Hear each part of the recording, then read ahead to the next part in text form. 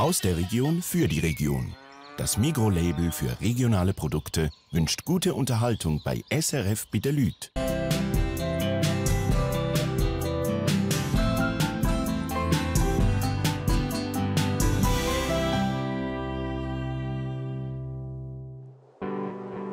Im Oberwallis, weit über dem Rhonental, zwischen kargen und hohen Bergen, da gibt es ein abgelegenes Dorf, Fischbertermine, die Heimat von 1400 Einwohnern.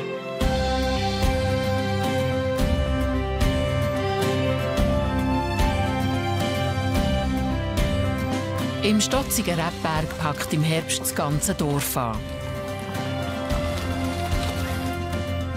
Hier gibt es Freundschaften, die ein Leben lang haben. Wir sind gerade lachen. Ja, sagt man jetzt. Die Religion spielt eine wichtige Rolle. Traditionen gibt man über Generationen weiter. Und die nächste ist schon in den Startlöchern. Eine kleine Familie. Gestern sind schon oben Hof. In der letzten Folge haben die Schäfer auf der Gebidumalp ihre Schafe zusammen gesucht. Jetzt werden im Dorf die schönsten Tiere prämiert. Der Tag von der Schafschau ist natürlich für den Schäfer der Höhepunkt des Jahres, oder? Judith Kreuzer hat hochschwanger das Kinderzimmer eingerichtet. Ich bin froh, wenn es einfach da ist und sicher, wenn es gesund ist. Heute begrüßt man einen neuen Dorfbewohner. Von einem anderen muss man Abschied nehmen.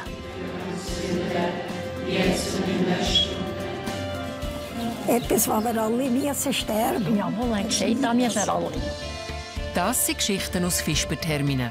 Das ist SRF bei den Leuten, unser Dorf.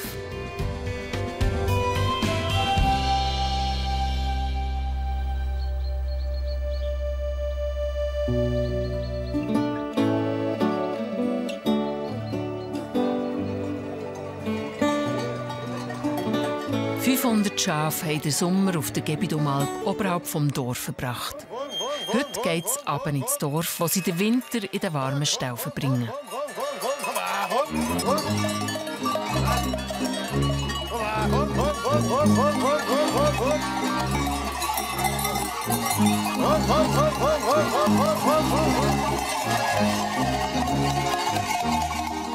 Der Peter Gottsponner ist seit seiner Geburt zu Fischbertermine. So lange hat er auch schon mit Schafen zu tun. Mit Brot lockt er die vordersten Tiere an.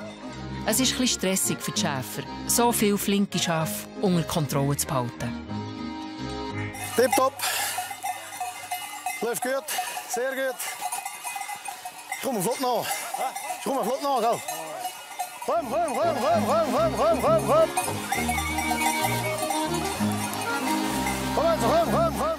Der Kari, der Onkel von Peter, trägt die Fahne mit dem Dorfwappen, wie immer. Die Schafzuchtgenossenschaft ist wichtig für das Dorf.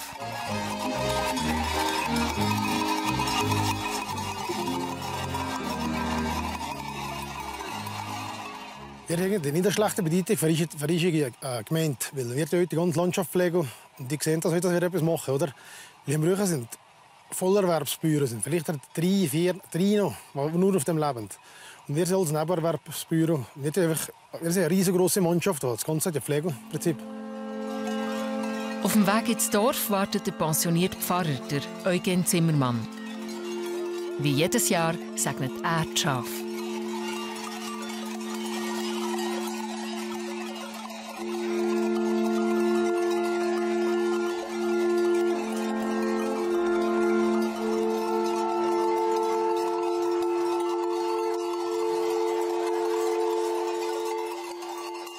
Ja, das ist hier ganz ein uralter Bereich, nicht? Dass Gott die Tiere beschützt vor Gefahren und so weiter. Gell? Was eben an Unbilden herum ist, dass sie aber erhalten bleiben.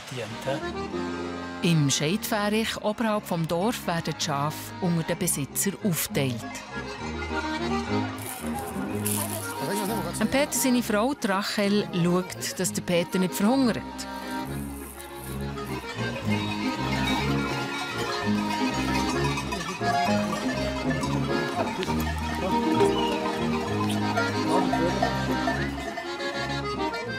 Bevor die Schafe ins Dorf kommen, gibt es noch Körperpflege.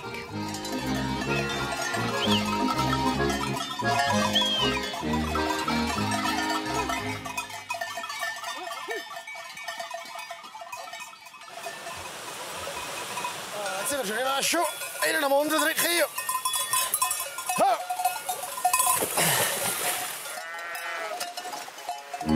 Es sieht räucher aus, als es ist.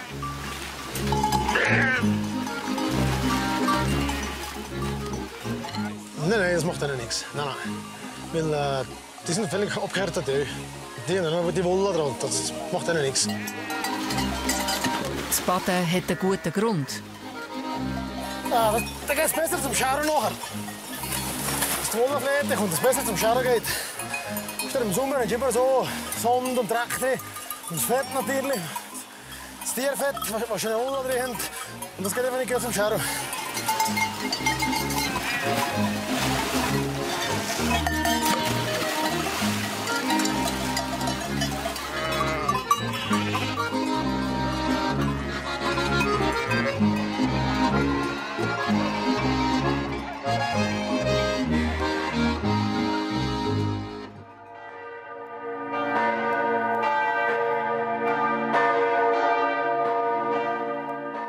Fischbertermine nimmt Abschied von einem Dorfbewohner. Es ist der 16. Todesfall in diesem Jahr.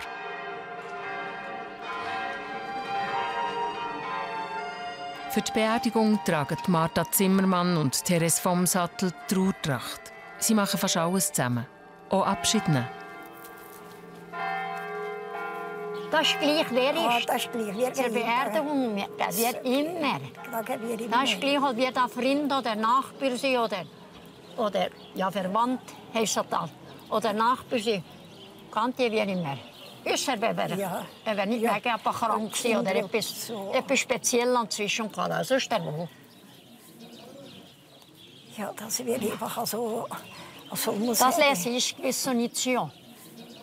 So viel Gewissen haben wir, dass wir wissen, dass wir müssen Bettung müssen mitmachen. Wissenssache ist das einfach.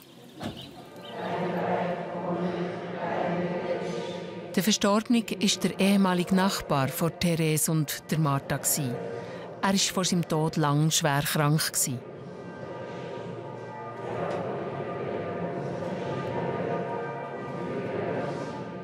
Einer muss und der andere kann. Ja, sagen Sie das ja so. Der ist jetzt auf wie man sieht, so lange krank und so. Und das sehen wir jetzt wirklich, das ist für den noch eine Lesung, wenn der jetzt kann.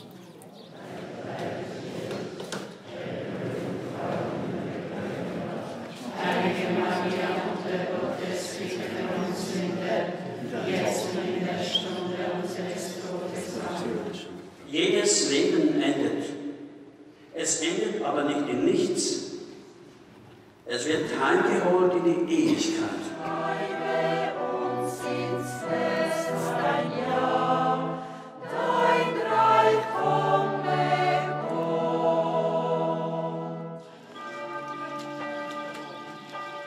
Die Therese ist 84 und die Martha 85. In ihrem Alter macht man sich Gedanken zum Tod. Ja, das ist so etwas, was wir alle müssen sterben. Jawohl, ein Gescheit haben wir alle. Klein und groß und reich und arm und Bischof und Papst und alle müssen sterben. Ja.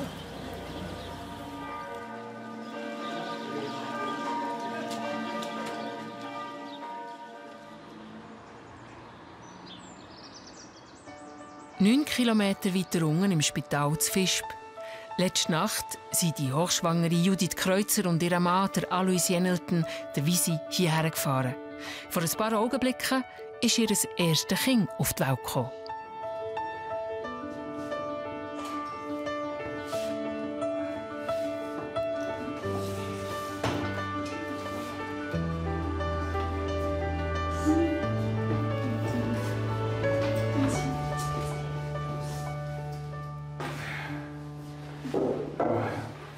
Niedlich, ne? Ja. Das ist eine kleine Familie. Kein Schatz. Jetzt ist alles gut. Ein paar Kampfspuren.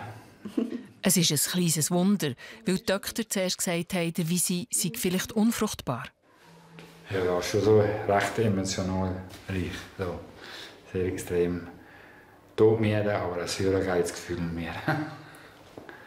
Eben, das ist cool. Das ist wie Säckchen im Blut.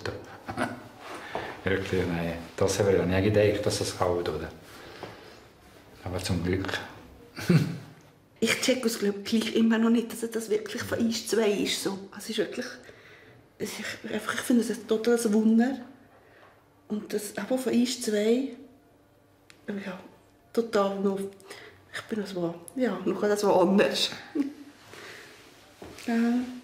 Also ich bin sehr stolz auf Judith. Die hat das klasse gemacht. Also, ich muss sagen, jede Frau, die gebärt, macht das klasse. Also das ist eine rechte Bühne gewesen. Ja.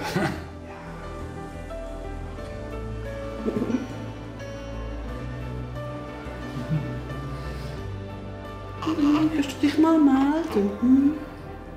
Dass du kein Puppe bist, gell? Du bist ein echtes Menschchen. Es ist übrigens ein kerngesundes Mädchen und sie heisst Jade.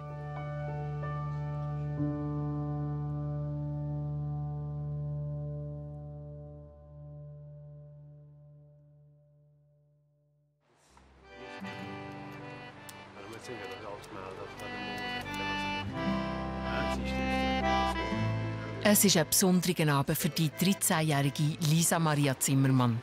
Zusammen mit ihrem Bruder, den Eltern und den Grosseltern wartet sie auf Besuch, der für immer bleibt. Ja, es ist sehr gut für mich, dass sie jetzt zurückkommt, weil ich sie sehr vermisst. Ja. Wir können nicht, das ist noch nicht Nein, das ist nicht. Das war in Afrika. Ja. Nachher war es noch Jugoslawien. Dann war es Genf. Und jetzt ist es noch zu Holland. Nochmal zu Afrika inzwischen, ja. Jetzt schon ein paar Zeit, schon ein paar Hände. Ja. Jetzt oder nie. Jetzt kommt das Auto.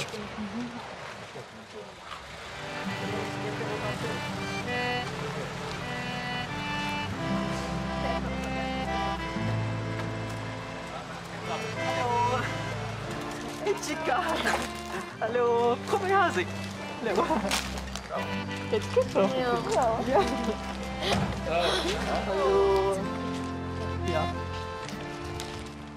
Die Eleonora Zimmermann oder die Lorli, wie wir hier alle sagen, ist die Gotte von der Lisa Maria. Sie hat 20 Jahre im Ausland gelebt. Zum Schluss in Holland. Die Lisa Maria hat sie nur in den Ferien gesehen. In den letzten Jahren sind wir eigentlich ab und zu einfach hier zurückgekommen. Genau so hier in die Wohnung einfach für die Ferien. Und dass jetzt mal für länger ist als Ferien, das realisiere ich im Moment eigentlich noch nicht so ganz, habe ich das Gefühl. Ja, es ist auch sehr cool, dass sie jetzt wieder hier ist. Ja, das ist sehr gut. Die Lorli hat jahrelang für die Hilfsorganisation Ärzte ohne Grenzen gearbeitet. Dabei ist sie in der ganzen Welt herumgekommen und hat schlimme Sachen erlebt. Also einfach vor allem die Ungerechtigkeit der Welt, ja. Und einfach, ja, was ich in Afrika gesehen habe, so, wenn ich einfach daran wieder denke, ich finde es einfach wirklich schlimm. Und ja, da muss ich sagen, da habe ich einfach das Gefühl, ja, irgendeine Änderung kann man es nicht. Und hier kann man vielleicht zurück einfach mehr wieder, ja, auf eine Art ein einfaches Leben, einfach normal irgendwie.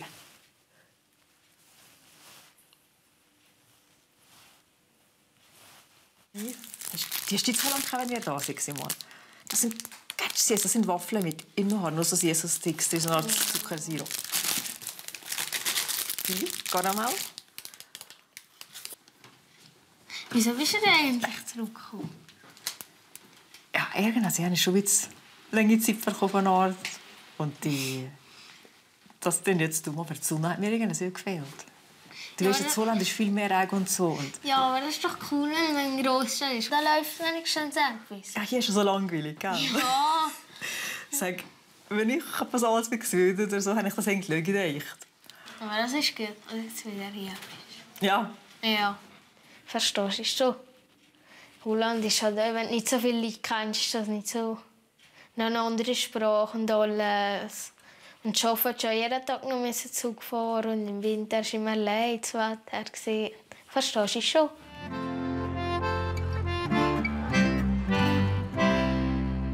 Gerade so viel um die Welt gekommen wie das Lorli, sind aber nicht alle im Dorf. Ich habe immer gesehen, im Flugzeug und ins Wasser gehen. Nicht, aber ins Wasser bin ich gegangen. Im Schiff bin ich gefahren. Ja, wohl. Da habe ich überall sein. Sonst hat ja zumal, sie wäre viel, wenn wir noch so zu Österreich, sie wäre viel gegangen. Ja, wir auch. Spanien, sie wäre mal ja, ja, und Lourdes und so, sie wäre ja. Sie wäre doch hoch gewesen. Aber sagen wir gesehen, im Flugzeug bin ich nie gewesen.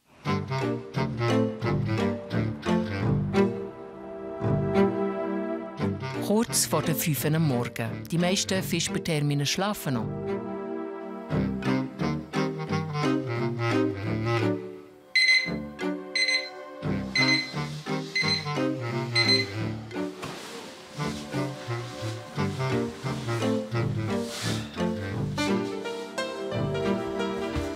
Für Peter Gottsponner heisst es Tagwacht. Der Hobbyschäfer muss, wie alle anderen auch, arbeiten.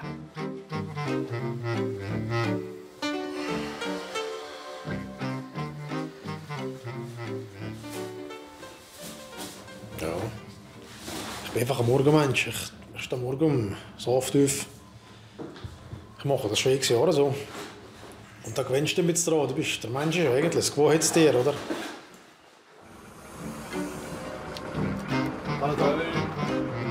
Mit dem Postauto geht es 9 Kilometer runter ins Tal auf Visp. Auch in einem Bergdorf gibt es Pendler. Ich kann lieber am Morgen arbeiten, dann kann ich am Abend zur rechten Zeit heimgehen. Ich habe daheim etwas zu tun. Mir gefällt das so.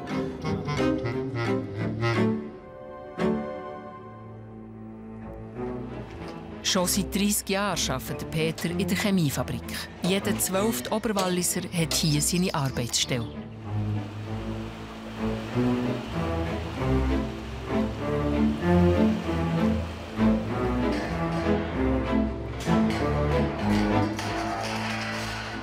Der Peter ist Rohrbauschlosser. Auch das braucht es in einem Chemiebetrieb. Was ist da kaputt, was? Das ist die vermutliche Reste, oder? Ja. Müssen wir das mal einschmirgeln und nachher wieder neu schweissen. Nein, hier nicht. Nein. Hier ist Kippeln. Genau da. Da ist so vermutlich ein Bohren drin oder ein Rest. Das wird einschmirgelt, nachher dann mal neu schweissen. Ach, das Grün geht es aber nicht, he? Nein, das ist normal schweissen. Eigentlich wäre ja die Zucht von Schwarznasenschafen seine grosse Leidenschaft. Wenn du hier den ganzen Tag schaffst, am Abend heim das Hobby betreibst, ist das in Ordnung. Aber nur Schafe, das ginge mir nicht. Nein, das ginge nicht. Sein Beruf hier macht ihm aber gleich Freude. Und für Fischbertermine ist die Fabrik zu Visp der wichtigste Arbeitgeber.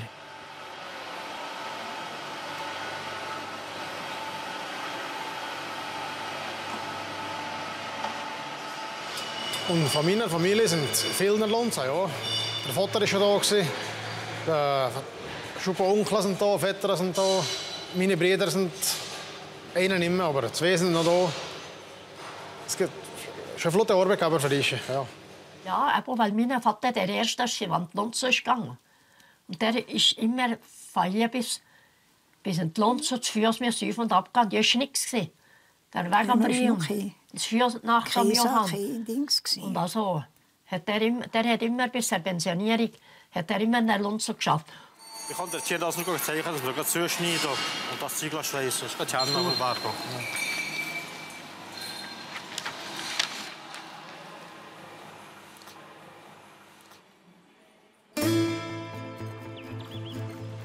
Kurz nach dem Sonnenaufgang auf dem Gebidem-Pass auf 2200 Meter. Der Andreas Zimmermann geht auf eine Wanderung. Bis hier lässt er sich vom Kollegen herfahren. Und erst noch überlegt, ob die Geräte noch gehen will. Weil er allein unterwegs ist, erklärt er am Kollegen, wo er durchgeht, falls etwas passieren würde. Am Blauen See kannst du nachher hier brauchen auf diesen Grat, nachher Abstieg aufs Ochsenhorn. Aber es ist wahrscheinlich gescheiter, nicht das Licht. Der Andreas will auf das Ochsenhorn. Die Tour macht er ein paar Mal im Jahr. Die Einsamkeit hier oben braucht er von Zeit zu Zeit. Wenn ich hier im Rüch in die Berge reingehe, dann kann ich also richtig abschalten. Dann kann ich nur für mich ein bisschen in den Wanderweg drin, in die Bergwelt drin spazieren. Hier gemütlich im Rüch kann ich einfach richtig loslassen und abschalten. Das tut einfach gut. Der Andreas hat die Erbkrankheit Usher-Syndrom. Er hat eine Hör- und Sehbehinderung. Der 3-stündige Aufstieg auf das Ochsenhorn ist nicht ungefährlich, gerade für jemanden, der nicht mehr so gut sieht. Für mich ist das kein grosses Risiko. Nein, es kann schon sein, dass der eine oder andere vielleicht Angst hat und sagt, ja, du siehst nicht 100% und es ist doch besser, wenn jemand mit dir nimmst und so. Aber nein, ich bin alt und genug, dass ich das einschätzen kann. Ich weiß genau, was ich kann und was ich nicht kann. Und dementsprechend mache ich das. Das ist ja mit meiner Einschränkung, die ich habe, ist ja nicht so, dass ich nichts mehr sehe. Es ist einfach nur ein gewisses Gesichtsfeld, das kleiner ist. Aber das, was ich sehe ich recht gut. Und ich kann das nicht gut einschätzen. Ich weiß genau, was ich kann und was ich nicht machen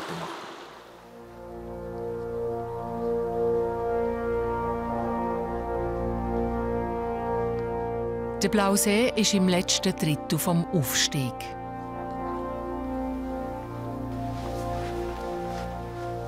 Der Andreas geht aber nicht nur wegen der imposanten Aussicht auf den Gipfel.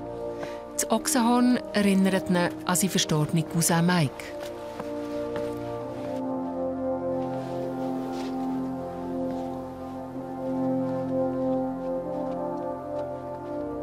Ja, hier dieser Ort ist der Hausberg von Mike. Er ist immer voller Euphorie. Er ist immer gerne klettern, ist immer gerne auf den Berg gegangen. Kaum mit der 4 runter, hast du oben eine Schucke dran und geklettert und gemacht. Und ist ständig unterwegs. Und hat dann nachher anschliessend den Berg 4 gemacht. Und nach der Lehre war er voll nur auf das aus. Und ja, an eines Tages, weil er auch viel unterwegs ist mit der Gäste, ist er dann halt auch leider verunglückt, viel zu früh. Das ist am 18. Juli 2006 ist das. Da ist er beim Gast im Obergabelhorn leider abgestürzt.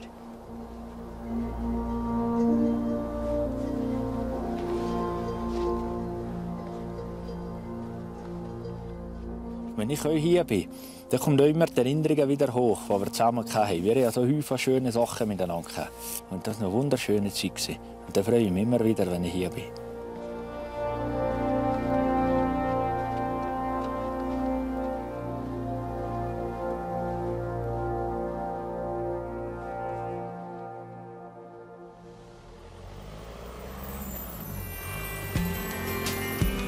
Viel weiter unten im Tal, im Spital zu Visp. Judith Kreuzer war 6 Tage im Spital. Mit ihrem Mann Visi und der neugeborenen Jade kann sie jetzt endlich wieder ins Dorf rauf. So. Aha. So, gell? Aha. Also. Das kannst du sicher am Dritten nicht. Also die letzte Nacht war recht speziell. Also erstens haben das ganze Spital geflammt. Also die ganzen Kinder haben geflammt. Ich glaube, es war eine Luft. Und ja, der hat so, ja, nein, ist eigentlich gegangen. Und ich war jetzt hatte er dort also intensive Tränen gehabt, so von meinen Eltern und so, also wirklich so wie vorbereitet und für jetzt, was da kommt. Die junge Familie hat eine bewegte Zeit hinter sich. Zuerst hat es wegen der Krebsbehandlung vom Visi so ausgesehen, wie wenn sie kein Kind haben könnten. Nachher ist auch noch der Vater von der Judith gestorben. Kein Zeichen machst du. Ist das so mühlich? Geht's, Judy? Ja, es geht. Ja, Mann, ja.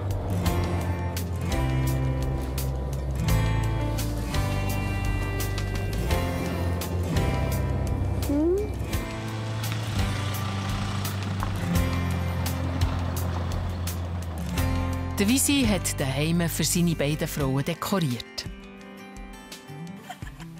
Jö, das ist der Herzig. Das ist ein Wahnsinn. Ja, das ist für dich. Und das ist für mich.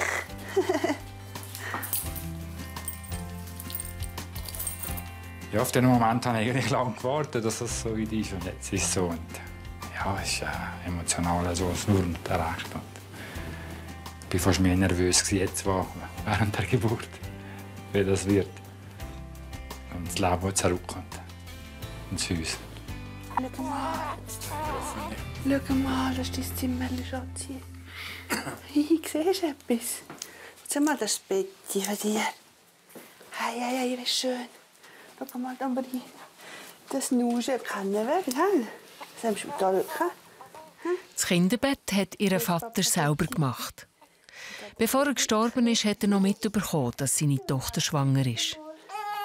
Das bist du noch nicht, Schatzi.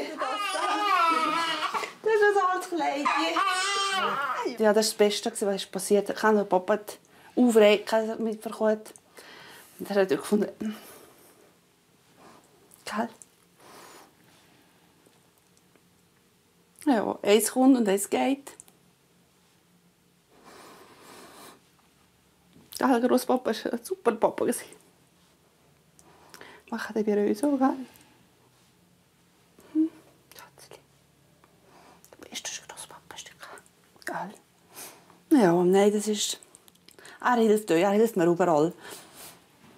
Obwohl er nicht da ist, gell? Ja, Schatzli. Darum ist es ein Wunder. Ich habe das Gefühl, das hätte so sein sollen, dass wir noch ein Kleines bekommen. Gell? Ja. Ja. Siehst du etwas?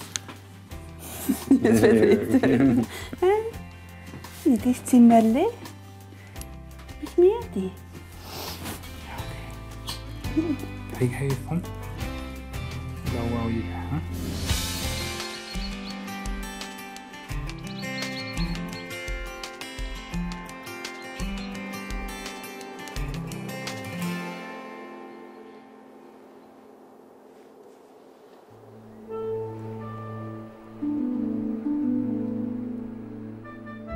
Es ist kurz vor der 7 Uhr am Morgen bei der 13-jährigen Lisa Maria Zimmermann daheim. Ja. Tschüss. Bis Mittag.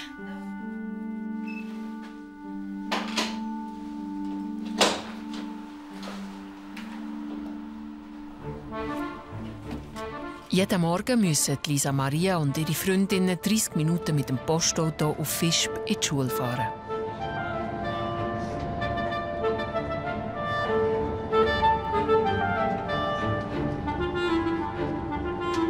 Sie macht jetzt ganz viele Hausaufgaben, weil am Gar hat man auch gute Zeit. Ich sind so Religion abschreiben und einfach so das Nebenfächer. Aber sonst eigentlich nicht, sonst mache ich die Hausaufgaben selber.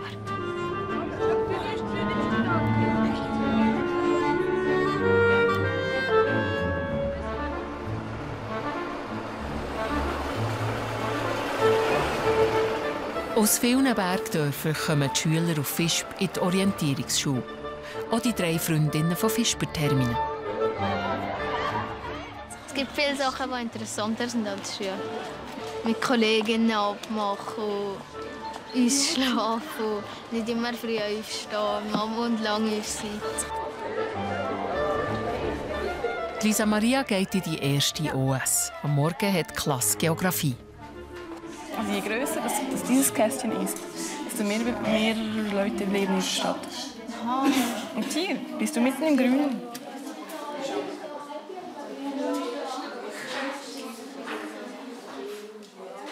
Ich gehe gerne reisen und so. Und dann muss ich schon fast wissen, was so ist und so. Das interessiert mich jetzt wirklich.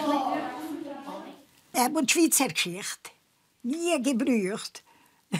Nie gebraucht. Ja, Schweizer das ist mir zu lieb gesagt. Ja, Schweizer Geografie wohl, das hat man doch können brauchen. Das hat man gerne können. Aber sagen Menschen fast sagen Schweizer Geschichte, kommt mir fast vor, dass sie fast... Oder was man Sprachlehre hat man schön, das hat man schön gebraucht. Auch wenn es für Lisa Maria spannender geht als die Schule, sie ist eine gute Schülerin. Lisa ist sehr fleissig. Sie ist immer sehr interessiert, sie geht dabei. Und wir haben hier eine ganze Liste mit ihren Traumberufen von der Klasse. Und Lisa hat aber schon aufgeschrieben, dass sie gerne Schauspielerin werden oder Fernsehmoderatorin. Ja, weil in Hollywood da sieht man die ganzen Filme und alle sind so berühmt. Und das ist halt schon super, das Leben zu führen, denke ich jetzt. Also wir machen am Montag in einer Woche gibt's eine Prüfung.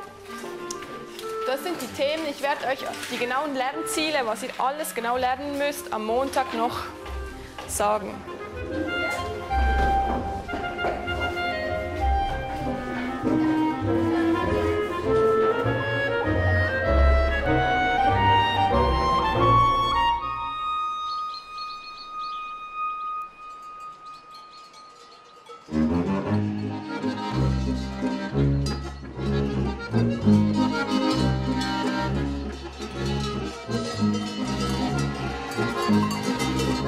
Es ist ein wichtiger Tag für Peter Gottsponner und die Schafzüchter vom Dorf. Die schönsten Tiere werden prämiert. Tartupieren ist im Trend bei den Schafen. Ja.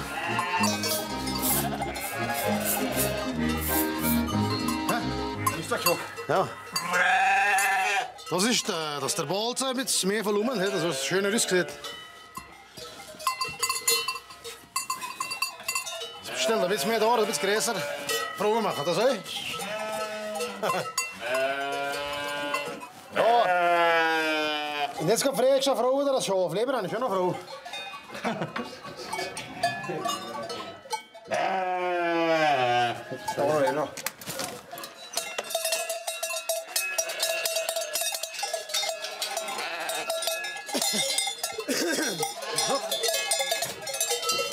Hopp.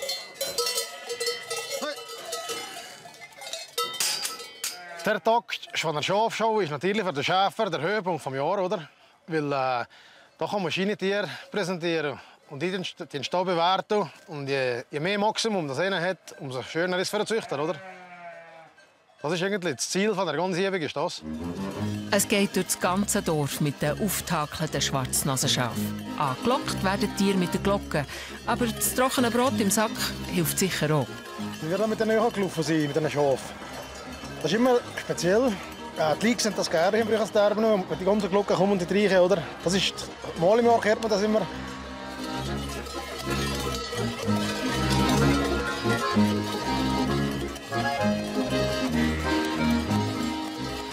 «230 Schafe stellen sich der strengen Jury, wobei die Schäfer nervöser sind als die Tiere. Also der Bruder und ich haben 20 Schafe jeder Jahr. Jetzt so mit der Maximalpunktzahl, ja, 100%, kann ich das nicht sagen, aber wir rechnen jetzt mal so mit 1, 2 rechnen wir. Weil wir die Chance haben, die Maximalpunktzahl zu machen. Und die Bewertung dieser Schafe ist eine Wissenschaft für sich.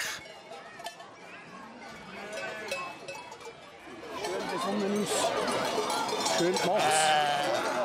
16, 88, 30, 23. Das Wichtige ist die erste Ausstrahlung des Tiers allgemein anschauen, wie das Tier ist, mit dem Mann. Es sollte einen schönen Kopf haben, es sollte schöne, feste Beine haben, korrekte Beine, schön drauf stehen. Und auf kleine Details, wo man schauen muss, ist natürlich, wenn jetzt schon gesehen ist schon Farbfehler, dass die Toren bisher da schwarz sind. Das kannst du normal laufen.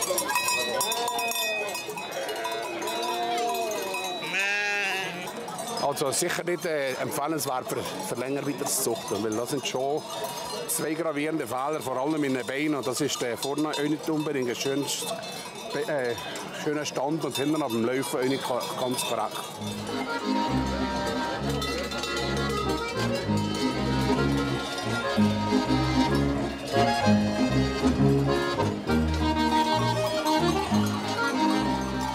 Dann heisst es lange, bis die Bewertungen da sind. Also mit einem bin ich enttäuscht, der bringen wir einen Kurs, ganz sicher. Im letzten war der bringt zurück. Also noch einen Kurs bringt er. Ein Schaf ist also zu wenig gut bewertet, findet Peter. Das lässt er nicht auf sich sitzen.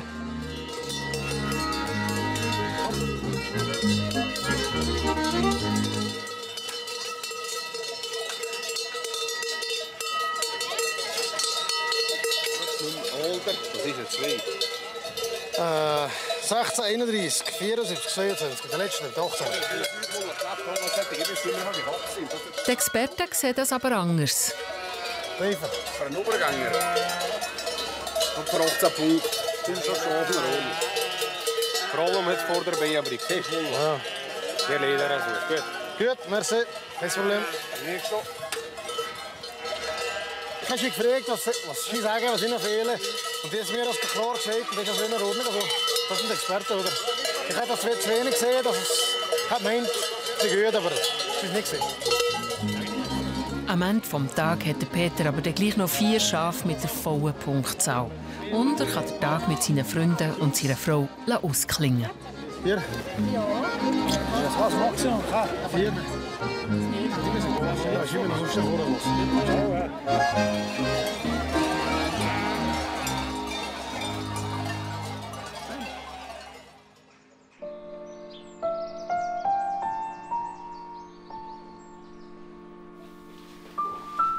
Es sind seit ein paar Wochen vergangen, seit Judith und Visi mit der kleinen Jade heimkamen.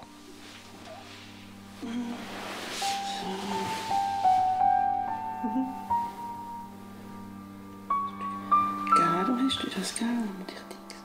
Der Name Jade hat für Judith eine besondere Bedeutung. Jade. Visi hat gesehen, was ihm gefällt, und ich habe gesehen, was mir gefällt. Und irgendwie hat sich das dann nicht so wirklich dann getroffen. Wir haben gefunden, es soll etwas ganz Einfaches sein. Es soll nicht also mit Abkürzungen nachher kann irgendwie stattfinden. Visi hat mir mal gesagt, tun wir den jetzt zum Vorschlag bringen, und dann sage ich dir, was mir gefällt. Ja, ja, der heisst es. Ja, der hast du mir gesehen. Jetzt, ich hatte das gesehen, gell? Aber wir wissen jetzt auch nicht, was das da der Name für... Ob das ein Ring oder was das für ein Einfluss hat, keine Ahnung. Ja, das ist so etwas Feines vom Namen her. Und gleichzeitig sind es so ein Power-Dings, vom Stehen her, von der Bedeutung her. Und so habe ich jetzt Visi mal überzeugen, dass das doch ein cooler Name ist. Ich habe immer gesehen, Ade, und dann weiss man, wie es heißt, so Ade. Man sagt Ade. Hast du nachher, jetzt kann du nachher ein bisschen gehen, musst du gut. Du wach bist wieder. Ja, ist so. Judith will jetzt so langsam wieder arbeiten. Darum schaut heute eine Kollegin zu der kleinen Jade.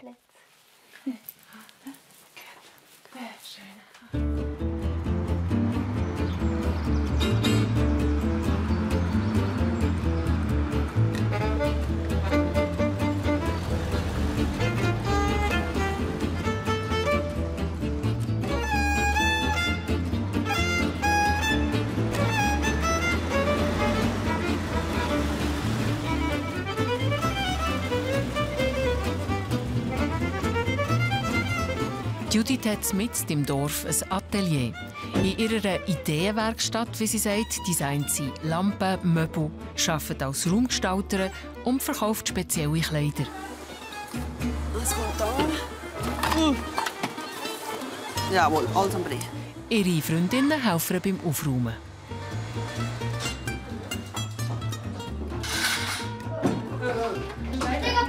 Ja, vorne, das ist schon an. Ja, es ist, ich bin lange nicht mehr hier gewesen. Jetzt habe ich glaube ich, recht ein Puff hinterlassen, nicht mehr aufgeräumt und nicht mehr geputzt. Und jetzt ist gut einmal wieder. Aber ich habe es gerne, es läuft etwas. Mit ihrem Atelier und den speziellen Kleidern ist sie manchmal ein kleiner Paradiesvogel im Dorf. Ich glaube, viele wissen noch nicht so recht, was ich hier mache im Dorf. Also ich bin schon so ein bisschen, ja, ein grosses Fragezeichen mal, glaube ich. Aber ich probiere etwas zu bewegen. Ich probiere etwas im Dorf zu bewegen. Es ist mir natürlich auch wichtig, oder es ist natürlich auch spannend, um ein Dorf, ein kleines Dorf oder zu arbeiten. Und ich mache das schon seit 10 oder jetzt seit 11 Jahren. Und es war immer spannend und ich werde es immer weitermachen. Und auch wenn ich anecke oder wenn es nicht versteht, das einfach, muss man es halt auch durchziehen und daran glauben und Freude daran. Wir verstehen das aber nicht. Ich weiß auch nicht, keine Ahnung. Ich weiß nicht, ob das was läuft oder nicht. Ich kann dir nichts sagen. Keine Ahnung.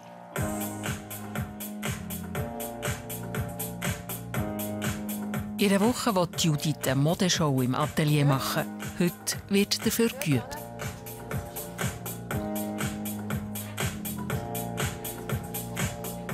Ja, ich wollte eigentlich schon hier professionell arbeiten und das auch nach außen also weitergeben. Also es ist mir eigentlich schon wichtig, dass das nicht irgendwie Krümschli-Münschli ist, sondern dass er eine gewisse Professionalität hat. Ich wollte eigentlich eher als Unternehmerin gesehen werden. Also.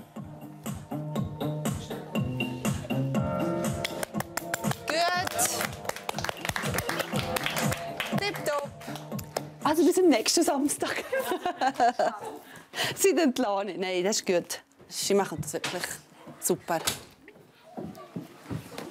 Der Visi hat sie durch die Babysitterin abgelöst. In seiner Vaterrolle geht er voll auf. Kommst du jetzt bitte spät? Das nächste Schmuddel. Ist es? Ich kann nicht so sagen. Sally. Langsam. Ja, tipptopp. Das Golfprogramm. Wir müssen Winde weg, die Flasche geben. Nein, das ist cool. Ich glaube, ich komme es gut so. Wenn du selbstständig bist, ist natürlich super, oder? Dann kannst du das einteilen. Es ist ganz leicht.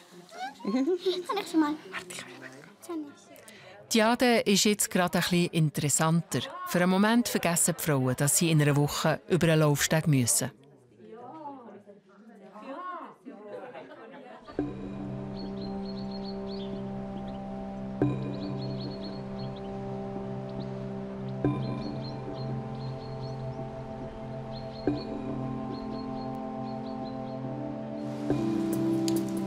Beim Peter Gottspanner daheim ist Aufbruchstimmung. Sind schon Brunkhäuser? Alles bereit? Alles bereit. Gut. Rachel, das ist was. Schauen wir mal schauen für die... Was heißt das nicht? Der Kischanzug. Ist der drin da? Der hast du sicher hier in der Schumdienst drin. Ich muss schauen, weiß nicht mehr genau. Mal, der ist drin, das ist gut. Der Leonardo Zimmermann holt den Peter ab. Morgen fängt nämlich die Jagd an. Man freut sich eigentlich das ganze Jahr auf diesen Tag. Der richtige Anfang ist eigentlich morgen. Aber jetzt ist natürlich um Packen. Und am Abend wird, fängt es schon leicht einfach jetzt, wenn es so weit ist. Die nächsten beiden Wochen ist der Peter mit seiner Jagdgruppe in einer Hütte weit oberhalb vom Dorf. Das Putzen kann ich, oder? Rachel, das ist gut. Ich habe effektiv 2 Wochen Ferien dran. Man muss nicht mit der Familie sein. Man wirklich nur für mich habe. Klar, ich komme immer alle 2-3 Tage mal zurück. Aber es ist einfach nicht das Gleiche. Heim kannst du nur kommen, soll ich sagen, dann bist du wieder weg. Und das musst du natürlich eine Frau hoch anrechnen. Weil das macht nicht jede Frau, die das toleriert. Bist du pronto? Laden wir. Also muss ich uns Matthias, kannst du mir das quer? Bring dir Matthias quer.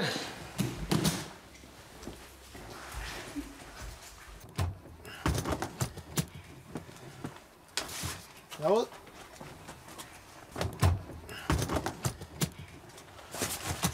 En alles sonst. Ciao. Ciao.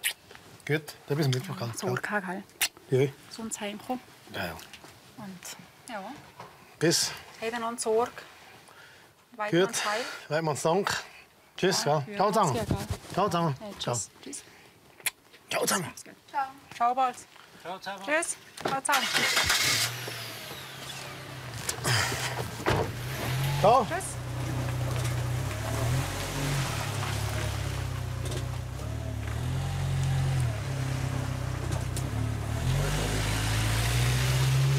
Zwei, die ihren Vater schon jetzt ein bisschen vermissen, der Matthias und die Julia. Das ist natürlich schon nicht so ein Familienhobby in dem Sinne. Ja, später etwas Gutes essen zusammen, ja, das wohl, aber Jagd ist schon ja, für die Familie eigentlich schon nicht so. Es sind immer 2 Wochen im Jahr, wo der Ferien hat und ja, aber wird reinarrangieren, ist eigentlich ja gut. Wir gewöhnen so eine flotte Zeit zusammen. Ja, du wirst mit. Kannst du Julia vorgehen? Die Julia.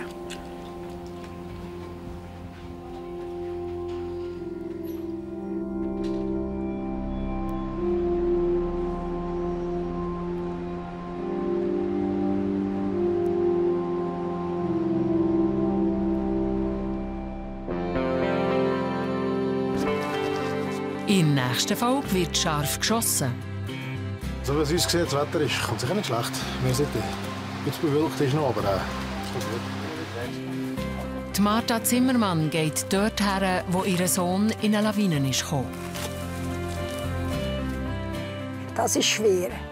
Dann wird die Wunde noch heilt, aber die Narbe bleibt. Und es ist Zeit zum Weinernten. Das ganze Dorf steht im Rebberg. Gesundheit. Gesundheit. Gesundheit, alle Helfer. Jetzt kann ich gehen. Jetzt kannst du, aber bitte halten jetzt. Jetzt Ja. unsere Seite halten. Das und mehr Geschichten aus Fischberterminen gibt es nächsten Freitag bei SRF bei den Leuten, unser Dorf.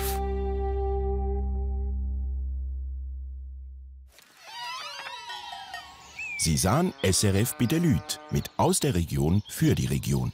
Das Migros-Label für regionale Produkte.